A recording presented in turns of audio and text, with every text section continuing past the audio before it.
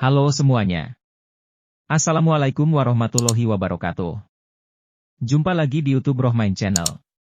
Mohon di like, subscribe, dan share. Assalamualaikum warahmatullahi wabarakatuh. Waalaikumsalam warahmatullahi wabarakatuh. Alhamdulillah, nahmaduhu wa nasta'inuhu wa nastaghfiruh wa na'udzu billahi min shururi anfusina wa min sayyiati a'malina. Innahu fala mudilla lahu wa man yudlil fala hadiya lahu. Allahumma shalli ala sayyidina Muhammad wa ala alihi wa sahbihi ajma'in. Wa ba'du. Dan sama-sama kita hormati. Maaf, saya tidak sebutkan namanya satu persatu, tidak mengurangi rasa hormat dan takzim saya.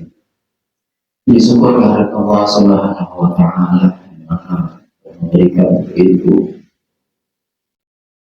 nikmatnya kepada kita sehingga kita semua dapat berkumpul kembali dalam rangka rutinitas kita, yakni kuliah subuh.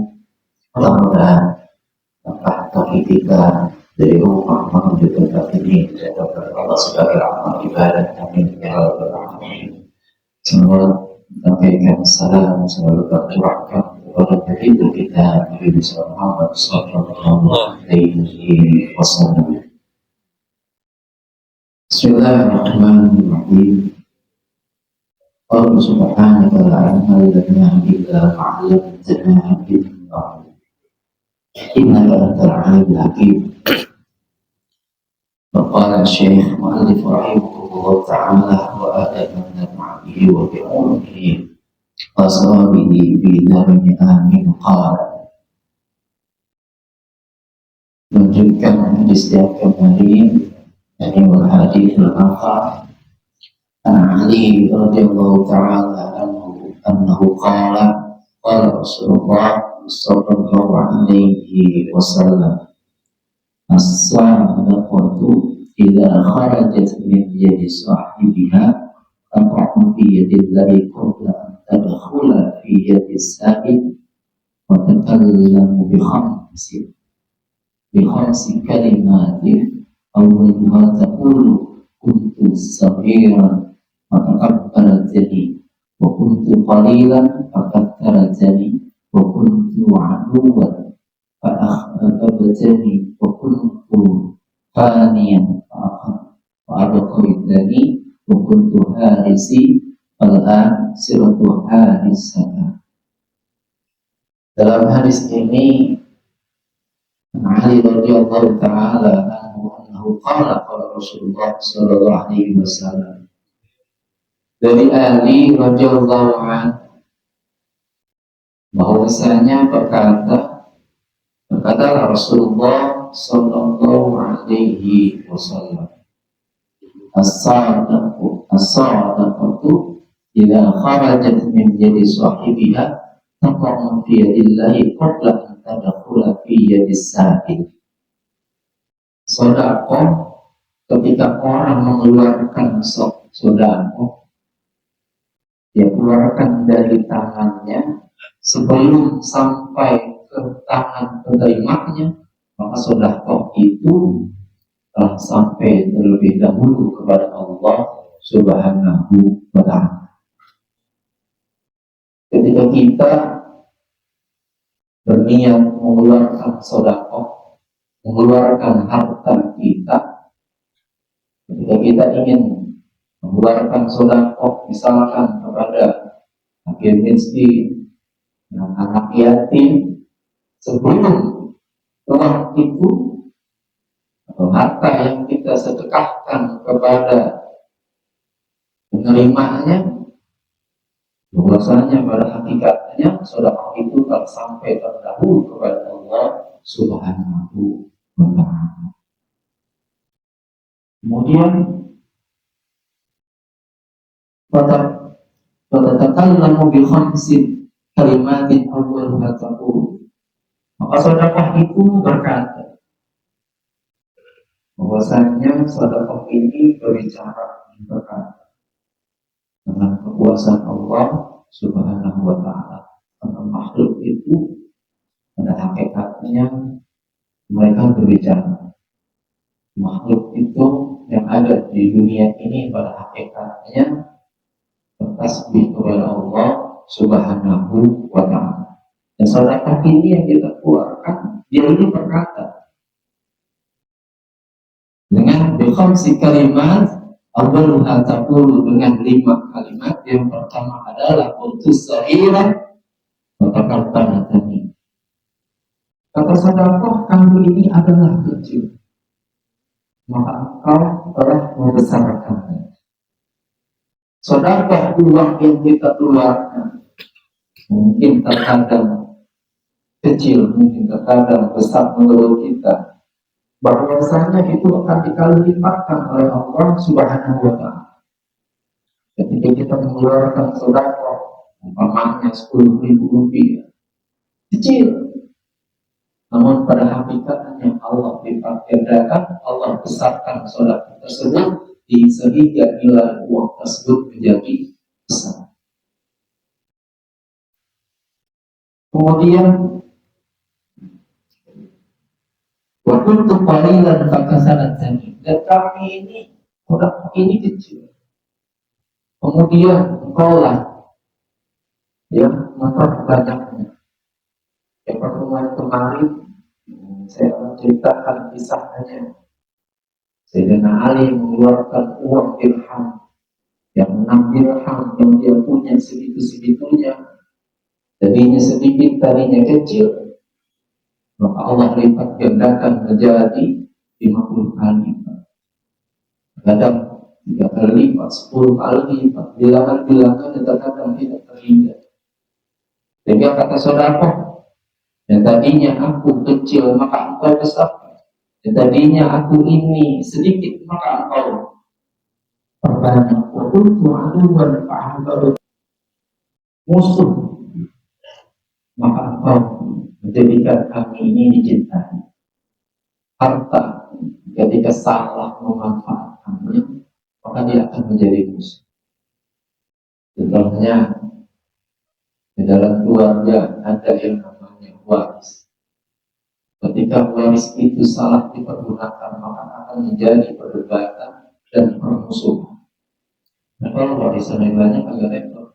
Kadang-kadang ada di saudara, ada aja yang tidak setuju dengan pembagian hal-hal tersebut. Karena kalau dibagiin banyak, ya jawab banyak. Amin. Tapi alhamdulillah semuanya baik-baik saja ketika sedekah itu atau harta itu dipergunakan dengan sebaik-baiknya.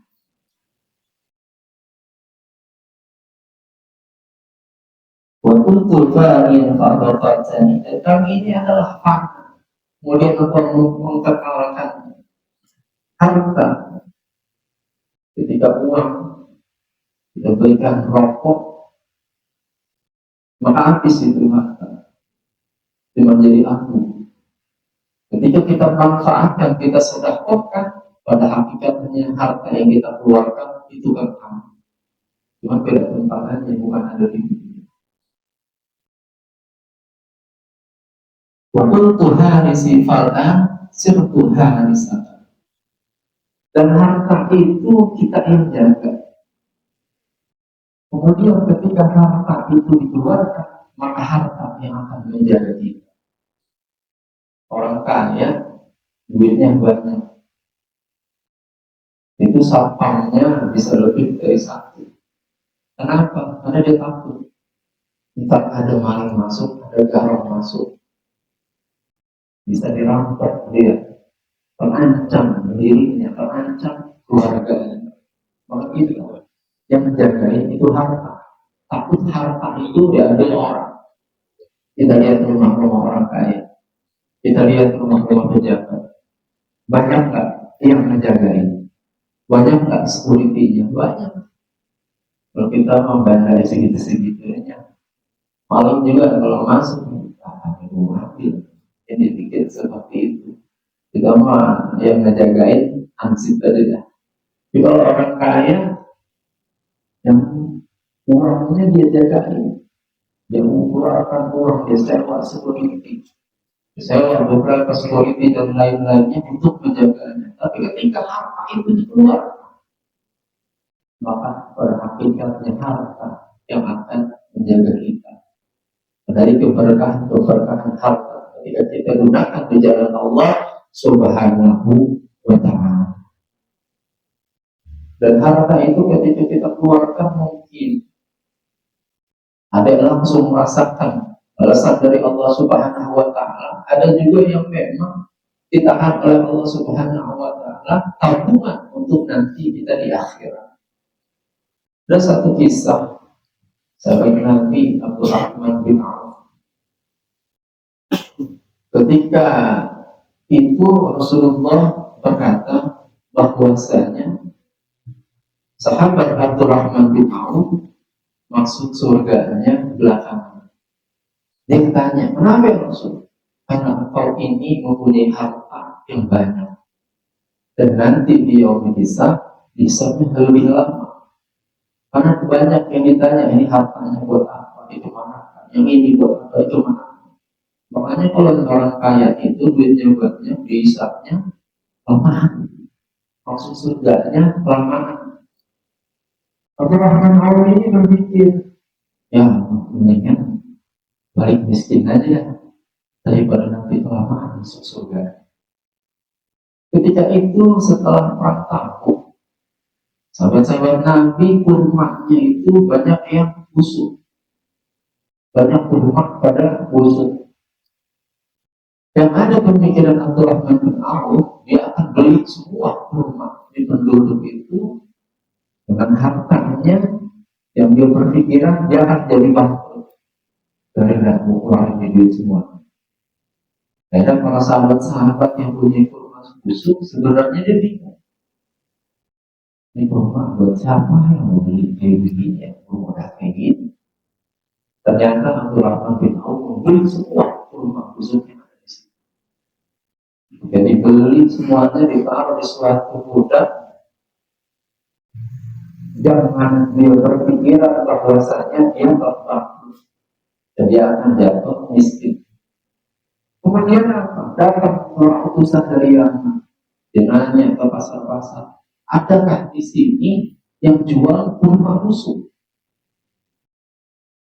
Orang bilang, oh, semua kurma busuk telah diborong oleh sahabat Nabi Abdurrahman bin Auf. Ketika itu ditanya, dijual nggak kurma ini? Kata Abdurrahman, enggak, saya nggak jual. Karena dia berharap dia ini pengen bangkrut. Tapi apa? Dia bilang, saya ini utusan dari Yaman, utusan dari raja saya. Bahwasanya di negeri saya telah tercemar penyakit menular. Dan raja saya dan tabib-tabib di sana mengatakan bahwasanya obatnya adalah untuk rakyat saya dengan mengkonsumsi kurma busuk. Akhirnya dibeli dengan harga 10 kali lipat. Yang tadinya dia berpikiran dia ini akan bangkrut, ternyata untung 10 kali lipat. Karena di situ ada nilai kebaikan ketika sahabat-sahabat yang punya kurma busuk, jadi mau menjualnya. Dan Abdurrahman bin Auf membeli dengan begitu ikhlasnya, dengan pemikiran bahwasanya dia akan bangkrut, dia akan jatuh miskin. Tapi Allah berkata, Allah lipat gandakan menjadi 10 kali. Kemudian ada kisah lain lagi, ada seorang yang memang sudah bosan hidup kaya. Dia selalu diberikan harta kekayaan. Dia selalu disibukkan dengan dunia. Pada intinya dia tidak senang atau dia hati dia gelisah. Yang ada ketika dihadapkan dia dunia, uang, segala macam. Dia bisnis ini, ini bisnis, coba bisnis kali aja dibuat di bisnis, bangkrut di bisnis. Karena juga gak mau mempunyai harta. Ketika dia ikut berbisnis itu yang dia pikirin, dia akan bangkrut, ternyata Allah berkata lagi. Karena ini orang memang senang bersedekah. Ketika itu dia ngobrol sama sahabatnya, sahabat bilang, Kalau kau ingin jatuh miskin, kalau kau ingin tenang, kau masuk aja dalam penjara. Gimana cara? Nanti di satu masjid ada sultan sedang sholat Jumat. Bahasa Betawi, lu pukul aja kepala bapak. Nanti lu bapak kepalanya, ada ajudannya itu mama. Lu masuk dalam penjara, ya paling setahun 2 tahun bisa ibadah tenang di dalam penjara dan hilang dari dunia. Dia pikir, iya kali ya, coba lah. Setelah Jumat tidak tunggu rumah, ketika datang sultan, kemudian dijaga dengan pengawalnya, mendetik tiba-tiba dia pukul kepalanya, sehingga kopiahnya terjadi. Langsung dengan sigapnya, para pengawal, para ajudannya megang ini orang dan membawanya. Dalam hati dia, masuk penjara itu, aku bisa ibadah dengan tenang. Udah bosan sama urusan dunia, udah bosan sama harta, aku pengen mendekatkan diri kepada Allah Subhanahu wa Ta'ala. Namun tiba-tiba sultan itu berkata lagi, jangan kau bawa, jangan kau tahan orang ini. Dia bilang, ajukan nanti keluarkan beberapa keping emas dan beberapa uang 1.000 dirham. Berikan kepada orang tersebut. Ini orang bingung. Ini sultan udah membelah kepalanya, kopinya sampai terjatuh. Karena malah dikasih harta, malah dibagi uang. Dan ternyata ketika dia pukul kepala sultan, ternyata di kepala sultan ada seekor gajah. Itu sultan berpikiran telah diselamatkan oleh orang tersebut. Tapi orang tersebut punya pemikiran lain. Biar saya ini ditahan, saya ini bisa beribadah dengan tenang, dia bosan dengan urusan dunia. Tapi orang berkata lain. Karena memang ini orang rumah bersedekah. Kemudian ada kisah lainnya juga. Ketika itu ada seorang penjual kayu bakar. Kayu bakar di bawah. Ketika itu ada air terjun. Ada air terjun yang besar kecil. Ada yang sedang, ada yang kecil, ada yang netes. Dan di situ ada seorang syekh yang berdiri. Dia nanya, wahai syekh, apa makna dari air terjun ini? Ada yang besar, ada yang kecil, dan itu ada yang menetes. Kata syekh mengatakan bahwa ini adalah bisa digambarkan dengan rezeki manusia. Air terjun yang tersebar itu kacamata itu, rezekinya banyak. Banyak, wah, ada yang sedang aja, terus ada yang netes. Itu kayu bakar tanya, kalau itu netes, kalau itu ya netes rezeki kamu. Kalau kayu bakar dibilang kayak gitu, dia merasa tersinggung dalam hati dia. Sekarang alam itu dia rezeki gue cuma netes. Akhirnya saya tersebut keluar, kemudian diambil batu di tempat itu yang tadi netes. Di jalan jualan kayu bakar 3 hari kagak laku-laku. Dia berpikir, oh iya, kemarin saya bilang bahwa itu gambaran rezeki manusia. Itu rezekimu bertempat, katanya. Akhirnya diambil batunya, dikeluarin, kemudian tetes lagi. Baru dia jualan, ternyata laku. Jualan kayu bakarnya. Di sini ada intisari dari semua kisah ini. Bahwasanya Allah telah menetapkan rezeki kita masing-masing. Terkadang memang ada rezeki kita segitu. Mau kerja siang, pagi, malam, tapi Allah tetapkan rezeki kita segitu. Ada orang yang hidupnya baru lahir memang udah kaya, karena orang tuanya kaya. Ada memang orang lahir biasa-biasa aja, kemudian Allah rubah rezekinya, kemudian orang itu menjadi orang kaya di dunia. Jadi di sini ada ketika kita Allah telah menetapkan rezeki kita masing-masing. Ketika takdir itu tidak dirubah oleh Allah, ya udah segitu aja. kerja siang pagi malam berharap menjadi kaya. Tapi kalau memang Allah sudah menetapkan segitu, tapi di tengah kita bersedekah dengan uang yang kita buatkan, maka kita ada nilai-nilai keberkahan. Uang yang tidak dapat diibadah kita akan menang. Karena orang-orang kaya merasa hidupnya juga banyak ada harta yang tidak berkah yang dia punya, sehingga Allah memberikan risauan, sehingga Allah memberikan kesahan. Jadi katanya mungkin kalau Allah berkata memang lu atasnya duit sudah duit segitu aja, tapi kalau diberikan ujian harta yang banyak, mungkin nanti kita akan menjadi salah jalan dengan uang tersebut yang Allah berikan lebih daripada itu. Mungkin dengan uang segini kita kesibukan kita tak terlalu banyak, tidak bisa aktif ke masjid, tidak bisa aktif sosial kita ke masyarakat segala macam. Mungkin kalau nanti kita diberikan harta yang banyak, mungkin nanti ke depan kita salah gunakan, jadi kita membuat itu harta malah menjadi maksiatnya kepada Allah Subhanahu wa Ta'ala. Mudah-mudahan semua ada manfaatnya. Warahmatullahi wabarakatuh. Demikianlah hasil liputan video ini. Mudah-mudahan bisa memberikan informasi yang bermanfaat untuk semuanya. Terima kasih telah menonton video ini sampai selesai. Mohon di-like, subscribe, dan share. Wassalamualaikum warahmatullahi wabarakatuh.